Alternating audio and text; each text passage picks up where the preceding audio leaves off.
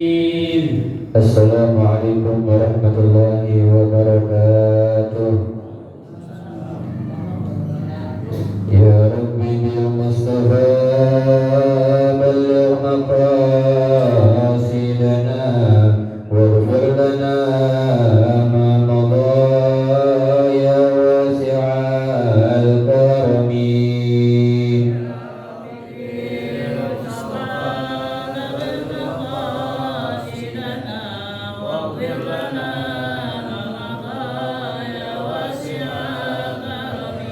لم يحترم قط طه مطلقا أبدا وما تساءب أصلا في مدى الزمن.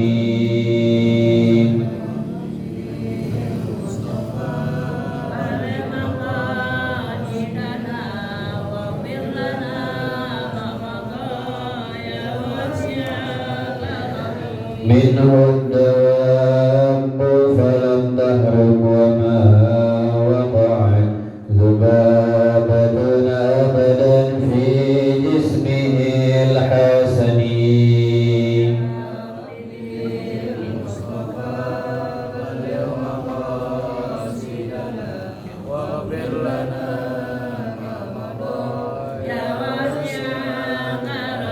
بخلفه كأمام رؤية ثبتت ولا يرى أثر بول منه في علن.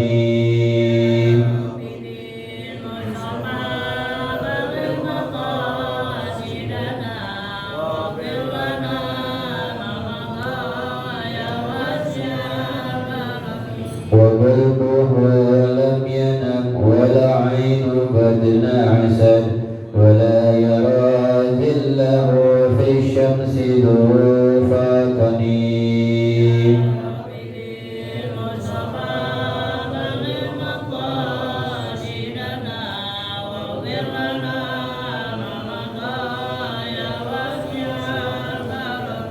كالدفاع قد علتا قوما إذا جلسوا عند الولادة صفيان بمفتتنين.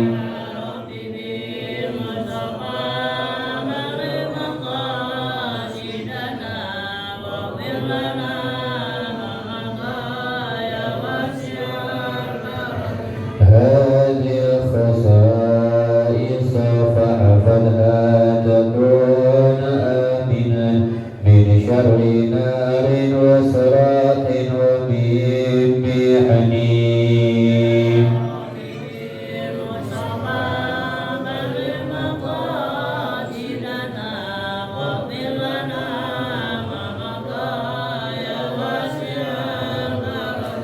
مولاي صل وسلم دائما أبدا على حبيبك خير الخلق كلهم.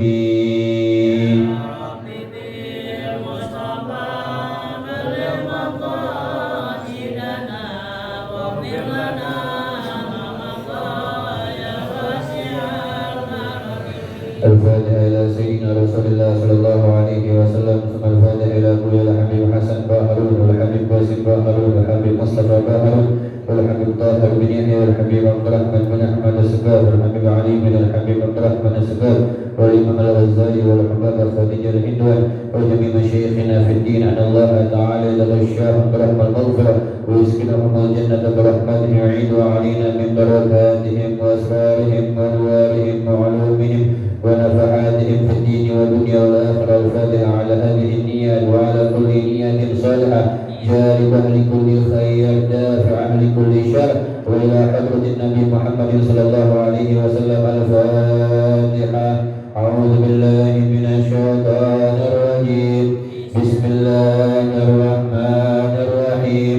الحمد لله رب العالمين الرحمن الرحيم مالك يوم الدين.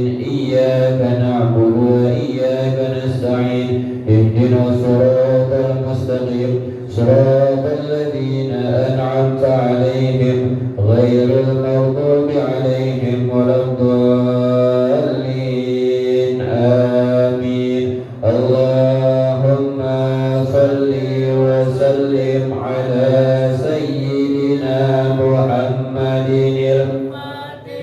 لما أغلق الخاتم لما سبق الناصر بالحق والهادي إلى صراطك المستقيم وعلى آله وصحبه حق قدره ومقداره العظيم. اللهم أخرجنا من ظلمات الوهم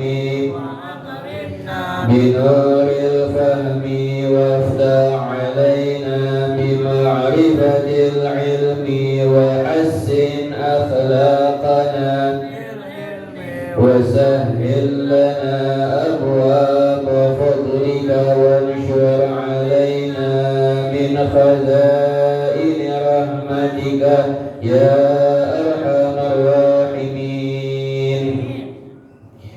Sampai bacaan kita wa fardul wudu'i. Bismillahirrahmanirrahim.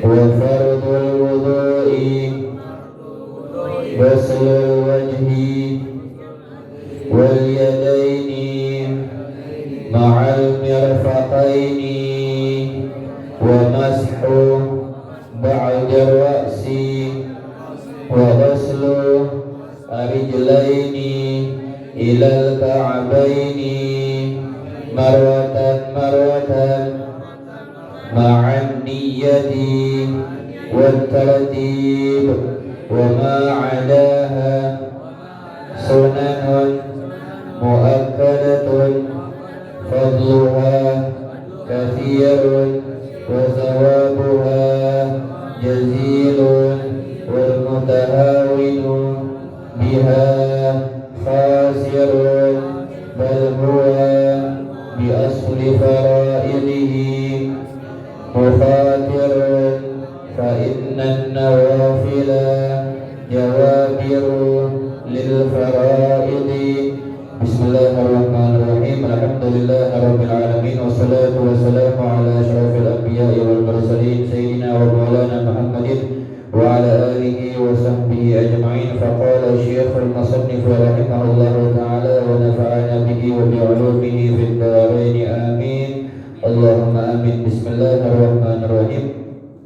Melanjutkan kajian kita dalam kitab Bidayatul Hidayah Al-Imam Muhammad bin Muhammad bin Muhammad bin Ahmad Al-Ghazali At-Tusi rahimahullahu ta'ala, sampai bacaan kita wa fardul wudu'i, dan fardu wudu, kewajiban wudu atau arkanul wudu, rukun-rukunnya wudu.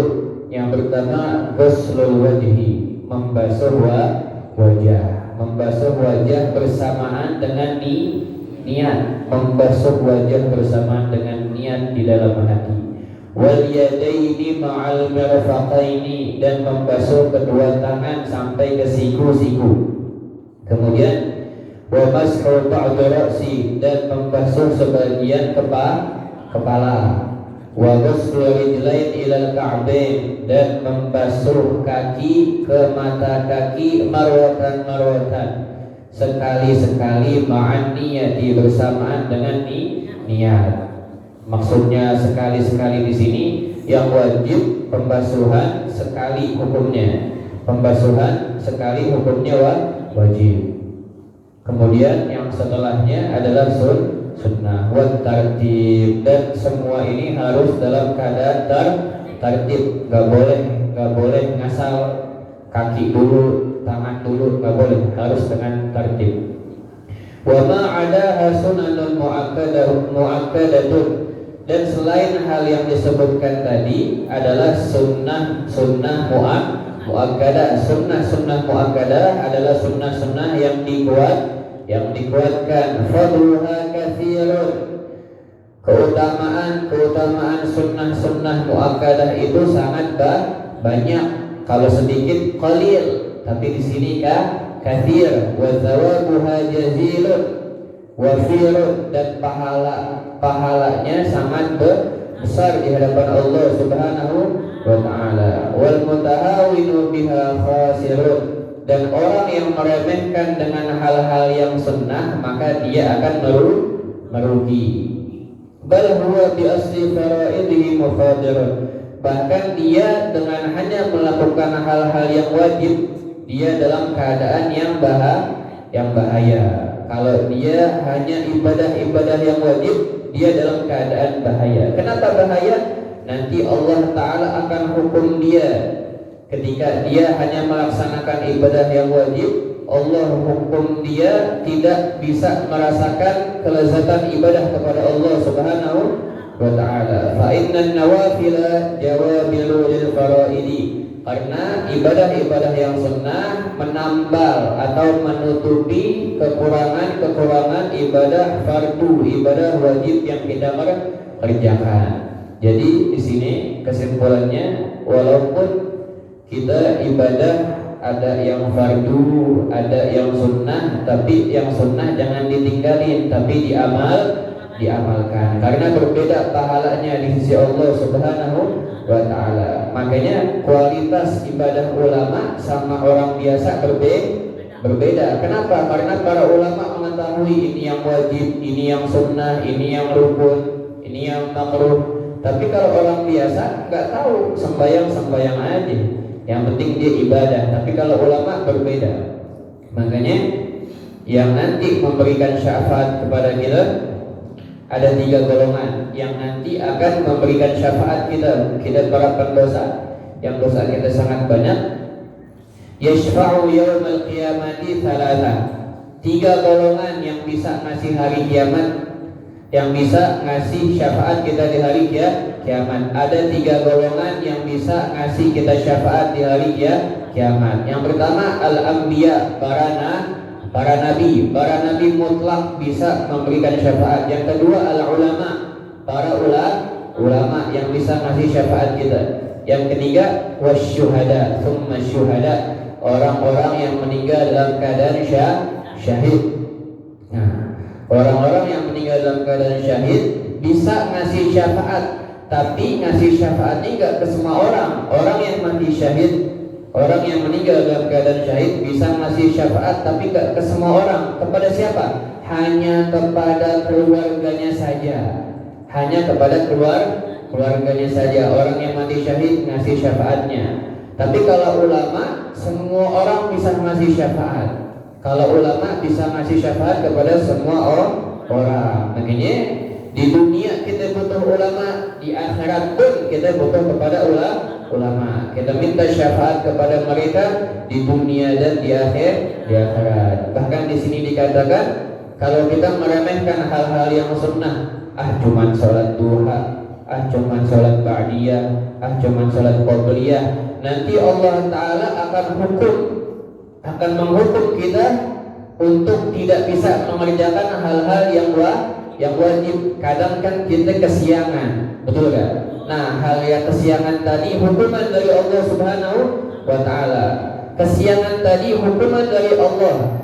Kok bisa kesiangan? Mungkin karena kita meremehkan hal-hal yang sunnah. Li'anna tahawuna bisunani yuaddi ila tahawuni bil faraid. Karena orang yang meremehkan dengan sunnah, dia bisa meremehkan dengan hal yang wajib. Man tahawana bisunani uqiba bihirmanil faraid, wa man tahawana bil faraid uqiba bihirmanil ma'rifati billah. Barang siapa yang meremehkan hal-hal yang sunnah, nanti Allah Ta'ala akan menghukum dia.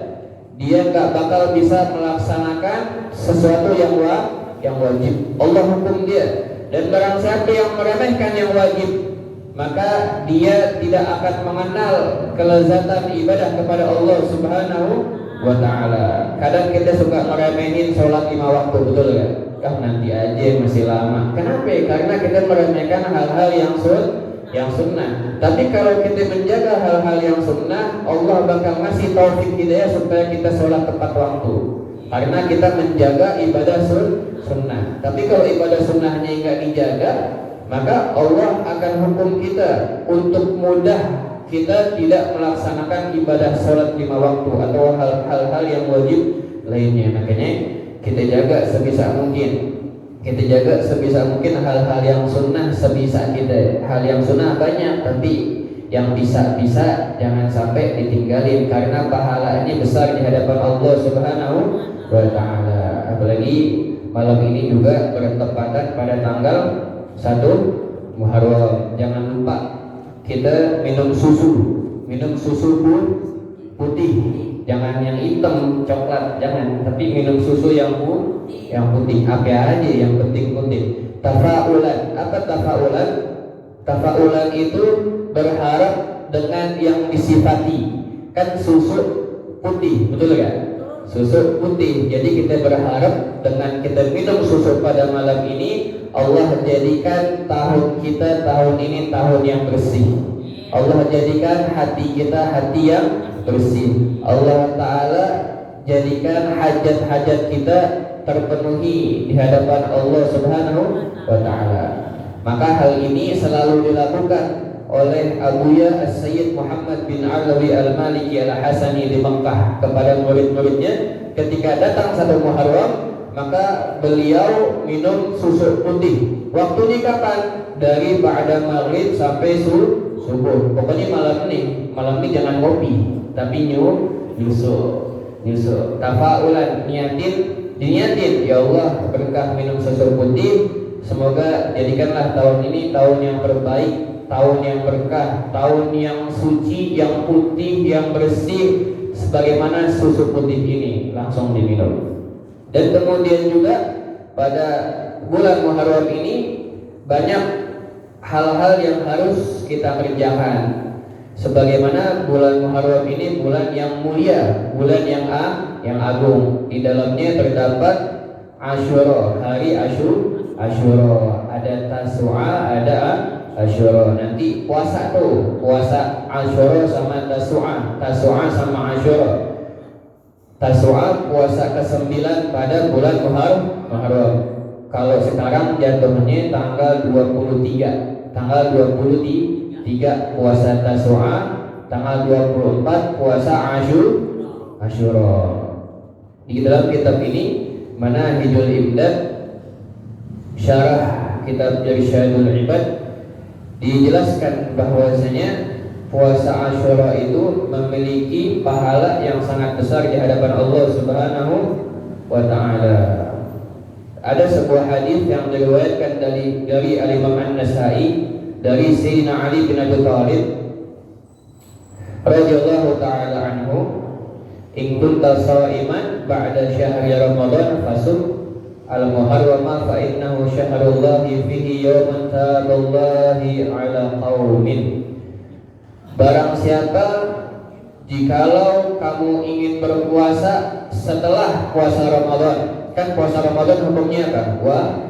Wajib. Kalau kamu ingin puasa setelah puasa Ramadan, maka puasalah pada bulan Muharram. Kenapa? Fa innahu syahrullah, karena itu adalah bulannya Allah Subhanahu wa Ta'ala. Dan di dalam bulan Muharram banyak orang-orang yang bertaubat dan diterima oleh Allah Subhanahu wa Ta'ala. Salah satunya siapa? Nabi Adam. Nabi Adam kan berbuat kesalahan dan diterima taubatnya pada hari Asyura. Kemudian kaumnya Nabi Yunus juga diterima taubatnya oleh Allah Subhanahu wa Ta'ala pada hari Asyura. Dan sebabnya apa? Wasababuhu anna rajulan qala ya Rasulullah. Ada seseorang berkata kepada Nabi Muhammad, ya Rasulullah, wahai Rasulullah, ayyu syahrin ta'murni an asumma ba'da syahri Ramadan. Wahai Nabi Muhammad, bulan apa yang kamu perintahkan kepada aku untuk aku berpuasa setelah puasa Ramadan? Kemudian Nabi Muhammad memerintahkan berpuasa pada bulan Muharram, tepatnya Asyura, hari ke-10. Kalau sekarang jatuhnya tanggal 24. Dan Tasu'ani juga. Tasu'ani hari ke-9, berarti sebelumnya tanggal 23. 23, 24 puasa tuh Tasu'a sama Asyura. Kisahnya ada sebuah kisah yang diriwayatkan dari Al-Imam Asy-Syekhani. Asy-Syekhani dalam bidang hadis adalah Imam Bukhari Muslim. Ani bin Abbas radhiyallahu anhuma, dari Al-Imam Abdullah bin Abbas radhiyallahu anhuma, anna Rasulullah sallallahu alaihi wasallam qadima al-Madinata. Nabi Muhammad sallallahu alaihi wasallam beliau suatu waktu tiba di kota Madinah Al-Munawwarah. Semoga kita bisa sampai semuanya, amin. Bisa ibadah haji umrah. Fawajadal Yahuda siyaman. Nabi Muhammad menemukan orang Yahudi lagi puasa. Nabi Muhammad menemukan orang Yahudi lagi puasa. Yauma Asyura, pada hari Asyura. Faqala Rasulullah sallallahu alaihi wasallam. Maka Nabi Muhammad berkata kepada orang-orang Yahudi, "Ma hadzal yaum alladzi tasumunahu?" Hari apa hari ini yang kalian kok puasa pada hari ini? Faqalu, maka mereka menjawab, para Yahudi menjawab, "Hadza yaumul 'azim." Ini hari yang agung. Ini orang Yahudi. Orang Yahudi. Orang Yahudi bilang apa? Hadza yaumul 'azim. Ini hari yang agung. Anjallahu fihi Musa wa qaumahu. Yang Allah Subhanahu wa taala menyelamatkan Nabi Allah Musa dan kaumnya daripada lautan. Wa aghlaqa Fir'aun wa qaumahu, dan Allah Subhanahu wa taala menenggelamkan Fir'aun dan bala tentaranya. Fasamahu Musa syuhran, maka Nabi Musa berpuasa setiap hari Asyura. Fanahnu nasumuhu, faqala Rasulullah sallallahu alaihi wasallam, maka kalau Nabi Musa puasa, kita juga puasa, kata orang Yahudi. Kemudian Nabi Muhammad SAW beliau mengatakan, fanahnu ahaqqu wa awla bi Musa, dan kami lebih berhak dan lebih utama dengan Musa. Maksudnya kalau kamu puasa, kita juga harus puasa. Kalau orang Yahudi puasa, kita juga harus puasa. Fasamahu Rasulullah sallallahu alaihi wasallam, maka Nabi Muhammad puasa di bulan Asyura. Wa amaru ashabahu, dan memerintahkan kepada para sahabatnya bisyami, dan dengan puasa Asyura. Nah, puasa Asyura jangan lupa juga puasa Tasu'a. Kenapa? Su'ila Rasulullah sallallahu alaihi wasallam, Nabi Muhammad suatu waktu ditanya an saumi yaumi Asyura, tentang puasa hari Asyura. Faqala alaihi salatu wassalam, shaumu Asyura, maka Nabi Muhammad sallallahu alaihi wasallam menjawab, puasa pada hari Asyura yukaffiru sanatal madiyah, menghapuskan dosa yang tahun lalu. Puasa pada hari Asyura menghapuskan dosa yang tahun lalu. Shaumut tasi'ah, kemudian juga disunnahkan puasa pada hari Tasu'a. Kenapa? Shaumut tasi'a wal 'ashira wa la tashabbahu bil yahud, agar kita tidak menyerupai orang Yahudi. Orang Yahudi tadi dia hanya puasa Asyura, tapi gak puasa Tasu'a. Kata Nabi Muhammad, supaya kita berbeda dengan orang Yahudi, puasa 2 hari. Jadi Tasu'a sama Asyura. Karena orang Yahudi puasa cuman Asyura doang, Tasu'anya enggak. Waru'iya ba'dul ulama, dan dimimpikan oleh sebagian para ulama al-mutaqaddimin, ulama-ulama terdahulu, fil manami, ketika mereka tidur, fasuila an halihi, maka ditanya tentang keadaannya di alam barzakh bagaimana. Faqala ghufira li bi siyami yaumi Asyura dhunubu sittina sanatan. Allah Subhanahu wa taala mengampuni aku bi siyami yaumi Asyura, karena aku puasa pada hari Asyura. Dhunubu sittina sanatan, Allah ampuni aku dosa-dosa selama 60 tahun.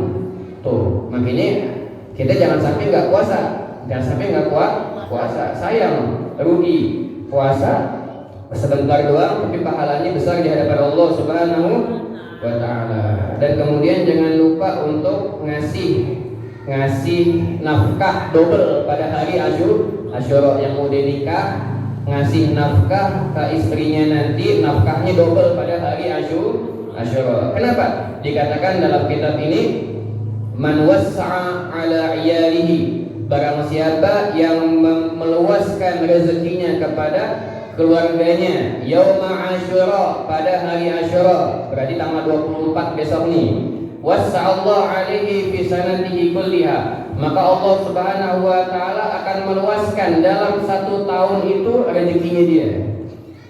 Wa qala Sufyan bin Uyainah, maka Imam Sufyan bin Uyainah beliau mengatakan, jarabna al-amala bi hadzal hadits, kami telah melakukan, mempraktekkan tentang hadis ini 50 sanatan, 50 tahun, au 60 sanatan, atau 60 tahun. Fawajadnahu kadzalik, maka benar Allah taala meluaskan rezeki aku selama 50 tahun, selama 60 tahun, karena aku memberi nafkah double kepada istri pada hari Asyura tanggal 24. Siapin rezeki lebih buat istri. Kemudian Al-Habib Hamid bin Ali Al-Haddad, akhu Al-Habib Abdullah Al-Haddad, lamma hadara qira'ata fadaili Asyura bi Masjid Ba'alawi wa sami'a fadla as-sadaqa fi dhalika al-yawm, kharaja ila baitihi falam yajid ma yatasaddaqu bihi fa akhadha thiyaba ahlihi wa tasaddaqa biha. Ada sebuah cerita, ada seseorang yang bernama Al-Habib Hamid bin Alwi Al-Haddad. Siapa beliau? Akhu Al-Habib Abdullah Al-Haddad, saudaranya Sahib Ratib, saudaranya Habib Abdullah bin Ali Al-Haddad. Tadi kan kita baca tuh Ratib Al-Haddad. Ini Habib Hamid, saudaranya Habib Abdullah Al-Haddad. Lamma hadara qira'ata fadaili Asyura, ketika Habib Hamid ini hadir di majelis. Nah, majelisnya itu lagi membahas kemuliaan tentang hari Asyura. Bayangin, Habib Hamid bin Ali Al-Haddad, saudaranya Imam Haddad, saudaranya Habib Abdullah Haddad, masih ngaji. Bayangin, kalau kita bayangin nggak masuk akal sebenarnya. Seseorang yang alim, yang udah pintar, yang udah cerdas, yang banyak ilmunya masih ngaji. Kita yang belum ada ilmunya, kita yang masih sedikit ilmunya, malas-malasan ngaji. Makanya kita harus malu sama para ulama-ulama zaman dulu nih, semangatnya luar biasa. Jadi Habib Hamid tadi siapa? Saudaranya Habib Abdullah Al-Haddad. Ketika beliau lagi ngaji, nah gurunya ngejelasin kemuliaan, keutamaan hari Asyura. Di masjid mana? Di Masjid Ba'alawi di Hadramaut. Semoga kita bisa sampai juga. Amin. Di Masjid Ba'alawi. Wa sami'a fadla shadaqah, dan Habib Hamid ini mendengar keutamaan sedekah pada hari Asyura. Kemudian kharaja ila baitihi, kemudian Habib Hamid ini keluar ke rumahnya, masuk ke rumahnya, falam yajid ma yatasaddaqu bih. Habib Hamid masuk ke rumahnya enggak nemuin yang bisa disedekahin. Habib Hamid masuk ke rumahnya enggak nemuin yang bisa sedekahin. Fa akhadha thiyaba ahlihi wa tasaddaqa biha. Saking enggak ada barang di rumahnya buat disedekahin, kemudian apa yang dilakukan Habib Hamid? Mengambil baju istrinya, dan baju istrinya yang dibeliin sama Habib Hamid, bukan istrinya beli. Kalau istrinya beli nggak boleh karena haknya istri. Ya, diambil baju istrinya, wa tasaddaqa biha, kemudian disedekahin tuh baju istrinya sama Habib Hamid Al-Haddad. Kemudian terakhir ada sebuah cerita lagi. Qila kana bi Misra rajulun. Suatu waktu di Mesir ada seseorang la yamliku illa thawban wahidan. Dia enggak punya baju kecuali hanya yang dia pakai. Ini lebih parah lagi. Di Mesir ada orang dia enggak punya baju kecuali hanya yang dia pakai. Fa shalla subha yauma Asyura, maka kemudian dia sholat subuh pada hari Asyura fi Jami' Amr bin As radhiyallahu anhu, di Masjid Jami' Amr bin As. Semoga kita bisa sampai juga nih ke masjid ini. Amin. Di Masjid Jami' Amr bin As. Faqalat lahu imra'atun, kemudian dia ketemu perempuan. a'tini syai'an lillahi asta'inu bihi ala auladi. Wahai fulan, tolong berikan sesuatu yang aku bisa gunakan. Aku bisa gunakan sesuatu itu untuk anak-anakku, dan kamu harus memberikan kepadaku ikhlas kepada Allah Subhanahu wa taala, lillahi taala. Qala na'am. Maka orang ini tadi yang hanya punya satu baju di badannya doang, bilang apa ya? Na'am, iya. Faraja'a ila baitihi. Kemudian orang ini yang punya satu baju cuman yang dia pakai doang. Ila baitihi, dia pulang ke rumahnya. Wantaza'a thawba. Kemudian dia melepas bajunya.